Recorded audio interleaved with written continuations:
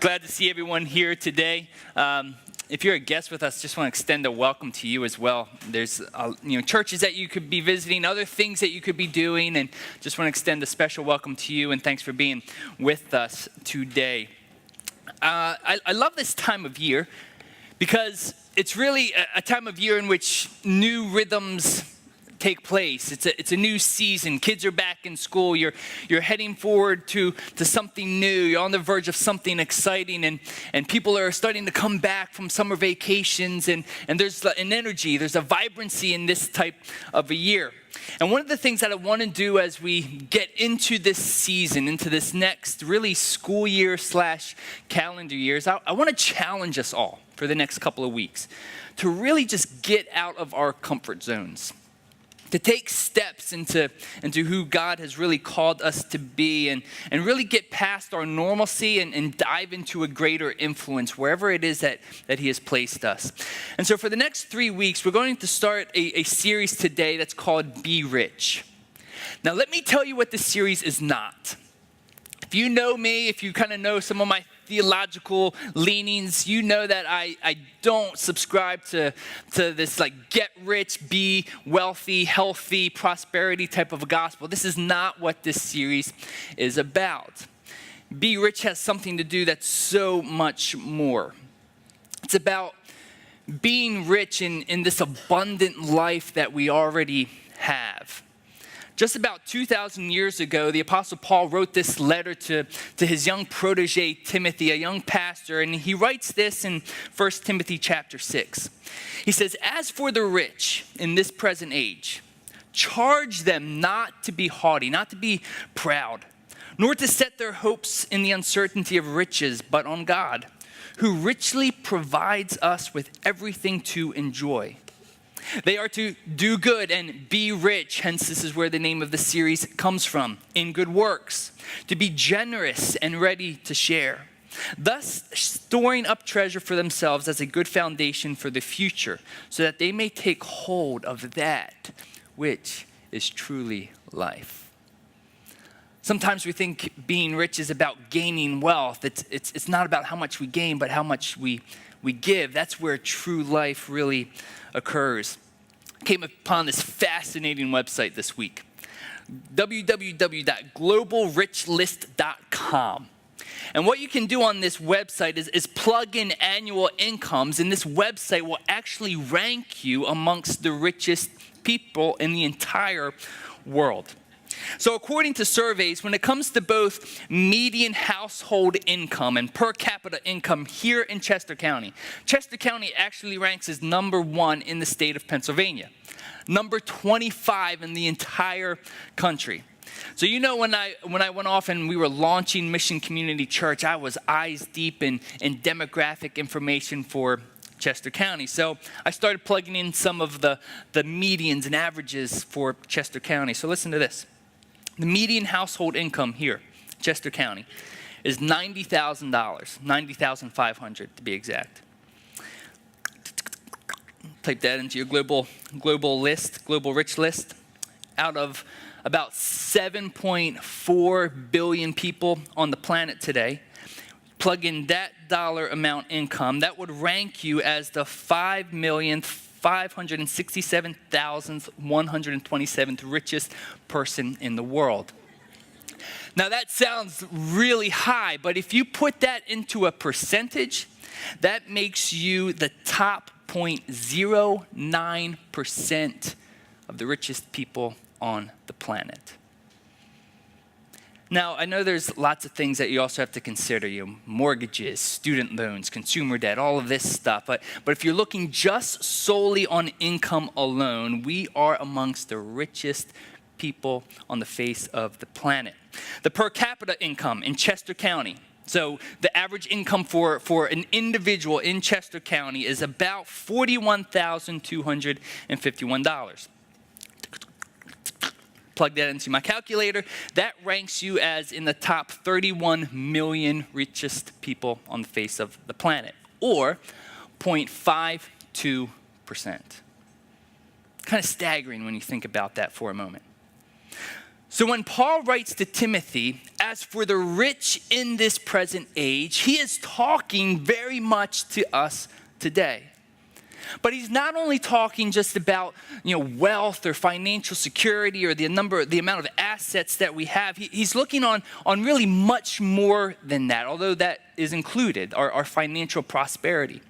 So for the next 3 weeks, I want to challenge us to step out of our comfort zones and live in this way, to live out of our already being rich. I know in Chester County, when I moved up here as a 27-year-old husband and a brand new father of a son, and I was trying to figure out, how do you make it here in Chester County? There is relativity in all of this. There's relativity in richness and poor, but when you just look at the world and we try to step back and look at the bigger picture, there is so much that God is calling us to. So this series is all about how should we treat those who are not part of this community of faith.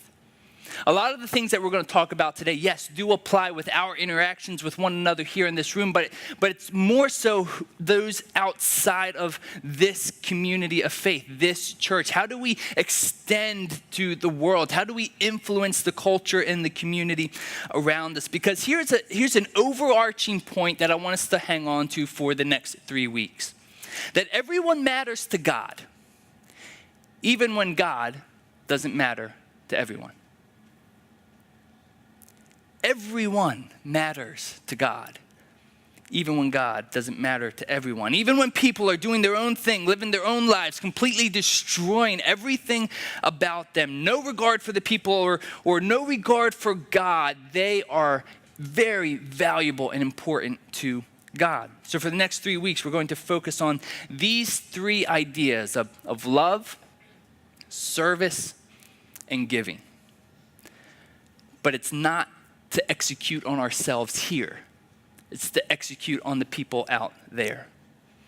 How we love people, how we serve people, how we give to meet needs in our community. Many of you know that I grew up in a church, in a tradition that was very rigid, very legalistic. It was a faith that was based on a set of rules, both the things that you should do as a Christian and the things that you shouldn't do as a Christian. And so if I would have to describe in a word or two what this faith was like, I would use these words to describe it. It was really a vertical religion. So it's this idea that there's this underlying assumption that as long as I keep God's laws, as long as I follow his rules, as long as I stay within the boundaries, then God's going to be happy with me. It's very much vertical.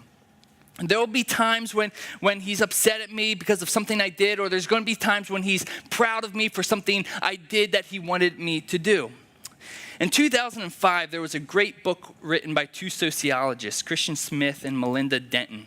And the book was called Soul Searching: The Religious and Spiritual Lives of American Teenagers. In this book, the authors kind of coined this idea of moralistic therapeutic deism.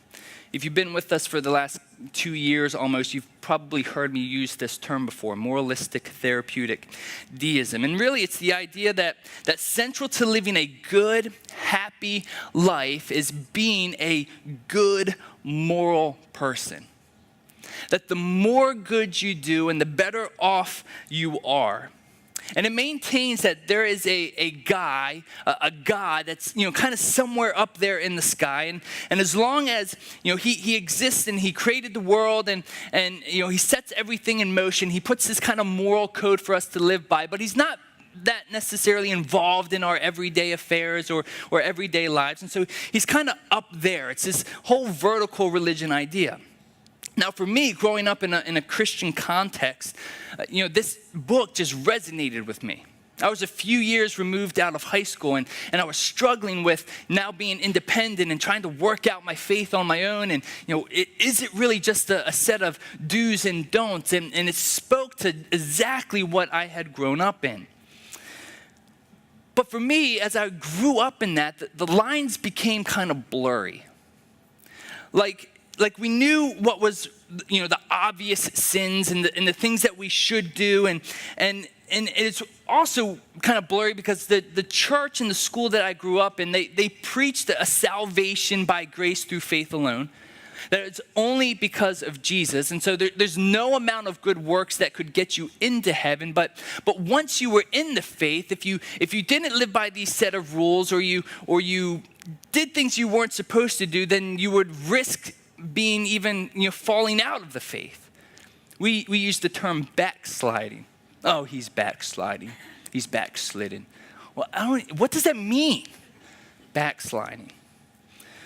Well, as I've gotten older, I've learned that really each kind of mainline denomination has their idea of all of this. I mean, as a Protestant Baptist, we had a version of this vertical religion. Catholics have a version of this vertical religion. Mainline Protestants have a version, charismatics have a version of this vertical religion.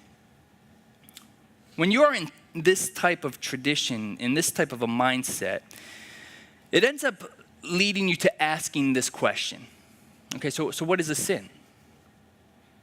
Is that a sin, or is this a sin? And you end up going down a path of, okay, so how far can I get to that edge before it becomes a sin? Like, how far can I flirt with that boundary line? And once we've learned all the rules, once we've learned all the standards, once we've learned all the laws, then we discover that there's loopholes to all of these things. And we begin to work out all of these loopholes. Let's take lying, for example. We begin to ask the question, well, okay, lying is wrong, but what if it's just a little white lie? Or what if it's a lie that I know is going to help protect a person? This was one of my favorites growing up in my Christian context, in my upbringing. I went to a school and a church where you were not allowed to go to the movies. Couldn't go to the movie theaters. It was the appearance of evil. Avoid all appearances of evil. And so I had these friends that went to the public school, and whenever the new latest movie came out, they were flooding to the movies. And it wasn't a rule that my parents imposed on me. It was more of an understood assumption in my faith context that you weren't supposed to go to the movies. But the craziest thing was, as soon as that movie hit video, everybody flooded Blockbuster. And some of the younger people are like, Blockbuster? What's Blockbuster? I don't even know what Blockbuster is. Everybody would flood Blockbuster and rent the movie. And I started seeing these inconsistencies, like, that makes no sense at all, but it ended up being a loophole. And so I might not be able to see a brand new movie in the movie theaters. I just have to wait a few months until I could rent it at Blockbuster, and then I would be up to speed with the rest of my friends. This was all what I would describe as vertical religion. God's happy with me as long as I do the things that I should do and don't do the things that I shouldn't do. Here's how one might define vertical religion. It's really a right standing with God based on obedience to the laws of God. It's a right standing with God based on obedience to the laws of God. So here's the problem with this type of an interaction. Other than your pets, what relationship have you ever measured based on obedience? For example, you might be able to, if you're a boss and you have some employees, you might be able to measure your relationship with your employees based on, the work they do, the obedience to the job that they're supposed to fulfill. Or maybe if you stretch it, you can apply that to your kids if you're a parent. But I would push, and I would suggest that no one in here would base some of their greatest, deepest, most intimate relationships and measure that by how much that person obeys you. So you're dating someone. Oh, he's the love of my life. And you start telling your friends about this new person, and you would never go, oh, I love him so much, just because he obeys me. Or if you're married in here today, like, you would never say to one of your friends, oh yeah, I love my wife because of how much she obeys me. You would be slaughtered. That would not last. Like, nobody does that. Nobody measures a relationship based on obedience. we grade the quality of that relationship on other things. There's an intuitive sense within us that there's so much more when it comes to our interactions with people and the quality of those relationships that we have. One of the reasons why I believe we do this with God is even when I look at my own upbringing. I grew up in a church, and there was a point when I was handed this nice black leather, gold leaf trimmed red letter words of Jesus Bible. Sometime maybe yours was cardboard paperback, who knows, but you're given this Bible, and you start reading through this Bible. And you begin to learn about the Old Testament and the New Testament. And if I would venture to say, if you were to try to make an association, if I were to say Old Testament, what's one of the things that comes to your mind? What's that? Anyone? No? Oh, we got to start from the beginning. Judges. Close. Like the Ten Commandments, right? The Old Testament, the law, the covenant. And so when God interacted with his people, like we see God interacting with Israel, even in the book of Judges that we recently came through, much of his interaction with the people of Israel were based on their obedience to his laws. Now here's one of the ironic things about the Ten Commandments. You know, we think Old Testament, we think Ten Commandments. You know, that's something that we should probably know, but probably most of us in here could probably only name 3 of the 10 Commandments, statistically speaking. And I would also say that most of us in this room probably broke at least 8 of them. Now, the more extreme ones, like, you know, committing an affair or murdering someone, you know, that's hopefully safe in this room, but most of us have broken all of the others. And so there's this irony that we're familiar with the Old Testament, we're familiar with the law, the Ten Commandments, and as we read through this, then the New Testament comes along. And even to jump back into the Old Testament, another reason why we kind of see this vertical religion, this kind of law-based faith is, even in the book of Deuteronomy, the author writes this. He says, "See, I am setting before you today a blessing and a curse." Okay, so there's a little bit of a cause and effect happening here. The blessing, if you obey the commandments of the Lord, your God, which I command you today. And the curse, if you do not obey the commandments of the Lord, your God, but turn aside from the way that I am commanding you today. So again, if you're familiar with ancient Israel, even as we just came out of the book of Judges, there were these set of laws, these set of rules. We know them as the Ten Commandments. And as long as you obeyed the Ten Commandments, then God would bless you. But if you disobeyed his commandments, he would often bring judgment. You know, he would send you into timeout by allowing some outside people group to take you into captivity. That was his version of bringing punishment upon his people. So if you grew up in the church, you were probably, you know, in this world. But then there's a transition that comes about. It's a transition from the Old Testament way of thinking. And that as we look at the Old Testament, we can almost look at it like a cocoon. That it's morphing into something more beautiful and more glorious as Jesus ends up coming onto the earth. When Jesus enters the scene, he completely changed the way people looked at their relationship with God. It was no longer just based on these set of rules, this vertical religion. You see, Jesus was all about ushering in this new thing, this new approach to God, a new way of maintaining communion with him. And he would also preach and teach on the idea of this coming kingdom. The kingdom is at hand. And God no longer was looking to deal with the nation of Israel corporately as a people, but wants now to deal with you and me individually, as his individual children. And this movement is comprised by God's people living a life on mission for him as we continue to make disciples and helping people meet, know, and follow Jesus. Now, there's a moment in Jesus' life when this transition takes place, and it's one of the most radical things that Jesus says. But if we're not careful, we just read right over it. We miss it completely. The day before Jesus is crucified, he's meeting up in an upper room with his closest friends, his 12 disciples. And he's taking them through a Passover meal. Now, if you were a Jew back in that day, this Passover meal was a commemorative feast that looked back on an event thousands of years earlier when God rescued Israel from the hands of the Egyptians. And so yearly, the people of Israel would observe this Passover meal and remember back to what God had done in rescuing them from Egypt. But Jesus comes onto the scene and he leads his disciples into this Passover meal.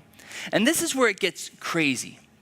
And what should have happened, if you were in the right mind as a Jew, you should have just gotten up and walked out. Jesus says, instead of remembering back on what happened thousands of years ago when God delivered you from Egypt, I want you to remember what's going to happen in just a few days, in a few hours.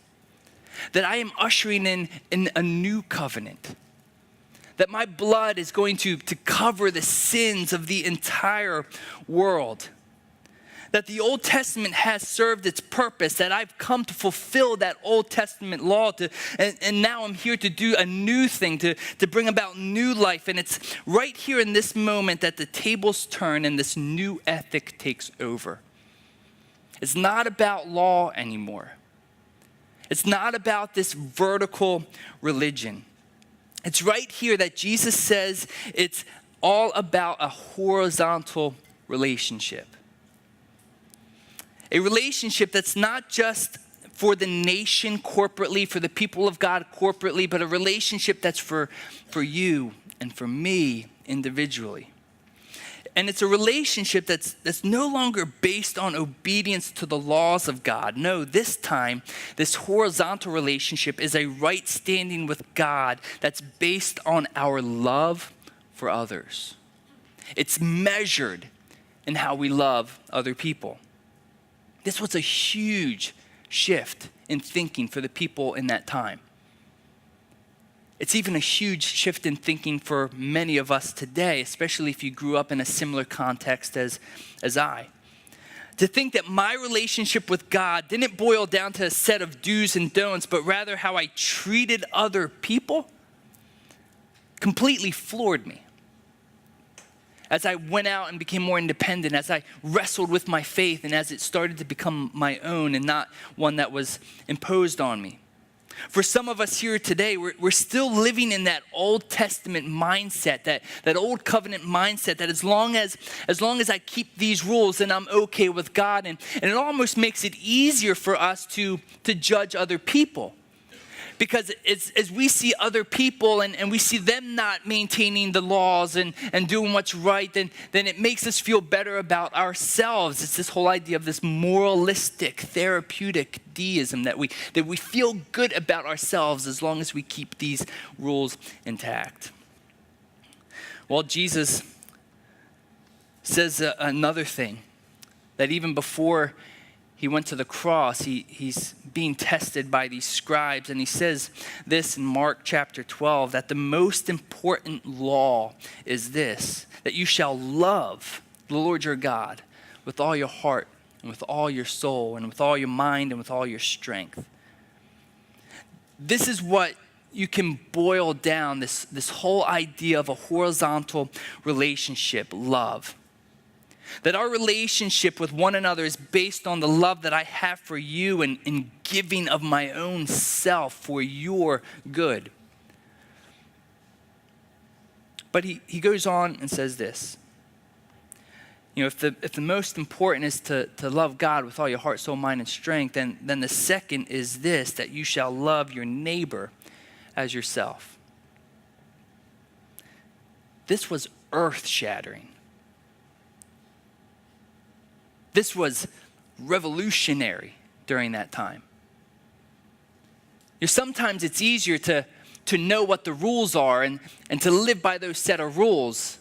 Sometimes it's a lot more difficult when we're expected to love the people that, quite frankly, we don't always want to love.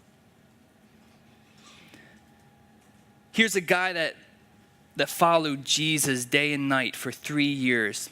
Think of John. that he sees all the things that Jesus does, all these amazing miracles, how he interacted with the Pharisees and how he interacted with the religious leaders and how he interacted with people that were down and out and had a point of no return. He sees what is happening. And John was there when the scribes challenged him on this whole, what's the most important law? And John was there when he was hanging on that cross. And John was there to take Jesus' body down off of that cross. And John was there at the empty tomb when Jesus was no longer there. John was there eating fish and chips on the beach with Jesus after he rose from the dead. John was there when he ascended into heaven, when Jesus started floating up into the sky. And after this explosion of the church occurs, when you read through Acts and thousands of people are getting saved and the church is just expanding, there was a rub that started to happen. This rub between law and love. That the Gentiles, well, they can't really be true Christians. They can't really be in the faith. I mean, they have to be circumcised, right? This was law. And even for the next 20, 30, 40 years after Jesus ascended into heaven, there's this rub that's occurring between law and love. And John, he's the only disciple that's not martyred for his faith. But I don't know about you, he was boiled and he was exiled onto an island. And so he didn't have it easy by any means. And he's sitting on this island reflecting to himself over all that he has experienced. And as he's reflecting on the life of Jesus, he starts to pen these words. He writes in 1 John chapter 2, my little children. And I love how he even uses that term. Like, he's older in life at this point. He's experienced so much, and he's writing to those who are new in the faith. My little children, I'm writing these things to you so that you may not sin. But if anyone does sin, we have an advocate with the Father, Jesus Christ the righteous. That when you sin and when I sin, that there is a person, Jesus, who's advocating on our behalf, who's coming alongside of us and saying, it's okay, place that sin on me and I give you forgiveness. He is the propitiation for our sins, and not only for ours only, but also for the sins of the whole world. So in other words, I know you're having a hard time mingling with these different types of people groups. And I know that you're having a hard time with these Gentiles coming to faith in Jesus. And I know that they're no longer bound to these Old Testament laws. And I know that you're wanting them to be bound to these Old Testament laws. And when you sin, remember that there are others who have sinned and that Jesus is the sacrifice for your sin and for the sins of the entire world. In other words, everyone matters to God, even when God doesn't matter to everyone. And so John continues to write a little further in chapter 2, verse 15, and he says, do not love the world or the things in the world. If anyone loves the world, the love of the Father is not in him. So here we go. We're starting to tie this back into this whole idea of being rich. And John says, don't get caught up in what the world has to offer. Don't get caught up in developing a nest egg for yourself. Don't get caught up in the worldview that's all around. Don't get caught up in obtaining as much as you can. Instead, get caught up in giving away as much as you can. So John continues and says, by this we know love, that he laid down his life for us. And we ought to lay down our lives for our brothers. But if anyone has the world's goods and sees his brother in need, yet closes his heart against him, how does God's love abide in him? Little children, let us not love in word or talk, but in deed and in truth. I didn't tell Tina I was going to read this verse today. And so here's the question. Here's where the rubber meets the road. If you're still asking the question, is this a sin or is that a sin, then I would suggest you're still caught up in that old covenant, Old Testament, vertical religion type of a mindset.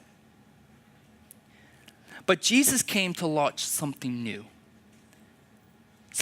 in the world, something new through you and through me.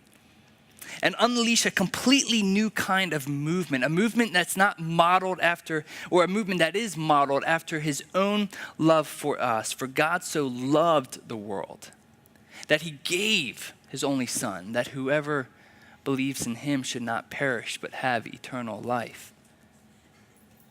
When we realize that everybody is somebody for whom Jesus died, then our mindset changes. When we realize that coworker who drives us crazy, our mindset changes. When we realize that boss that puts these ridiculous demands on us, that is a somebody from who Jesus died. When we realize that neighbor that's constantly doing things just to tick you off, that person is somebody for whom Jesus died. It changes everything. Here's an astonishing idea. When talking about law and talking about love, love is far less complicated than the law. It's far less complicated, meaning you're not always asking how far is too far. Is this a sin or is that a sin? That's what the law is all about. Love is far less complicated than the law, but love is far more demanding. Because when you live with the mindset of others before yourself, when you live with the mindset that everyone else's needs go before your needs, well then it's not about is this a sin or is that a sin? The question becomes, what does love require of me? Like, what does love require of me? When you read through the New Testament, the foundational element is no longer that of law, but of love. And so when Jesus teaches that we are to give the cloak off of our back, when Jesus teaches that we are to care for our enemies, when Jesus teaches that we are to turn the other cheek, he teaches these things from a foundation of love. What is required of you when loving your spouse? That you put his needs, that you put her needs in front of your own. What is required of you when loving your boss who takes advantage of you? It's putting his needs, her needs, before your own. It's asking the question, what does love require of me, and doing that thing? It's not that complicated, but far more demanding. That is what John is trying to tell us in his letter. That he says we have a model in Jesus, that he so loved the world that he gave his only son. And when we've been captured by this type of love that God has for us, the lavished love that he places on us each and every day for sending his only son to die in my place, to die for my sin, to die for your sin, that we can come to a place and say, okay, I lay all of my rights down. I lay all of my preferences down for the betterment of another. And so I remind us of what John's words was to us, that we love because he first loved us. That if anyone says, I love God and hates his brother, he is a liar. For he who does not love his brother whom he has seen cannot love God for whom he has not seen. And this commandment we have from him, whoever loves God must also love his brother. This is not an option. There are no loopholes in this type of relationship. That when we ask the question, what does love require of me? There is going to be a demand. Laying our rights down, laying our preferences down, even when that person doesn't live the way we live, doesn't believe the way we believe, doesn't act the way we act, doesn't have the same worldview as the worldview we have. Even when all of those things are in contrast to who we are, we lay ourselves down for the betterment of other people. So the question I want you to ask this week, with every interaction that you have, whether it's your spouse, whether it's your kids, whether it's your neighbors, your friends, your coworkers, whatever interaction you have, ask this question: what does love require of me? And then, be rich in love. Be rich in love, because you are rich based on the God who lavishes us with love every single day. Amen? Let's pray.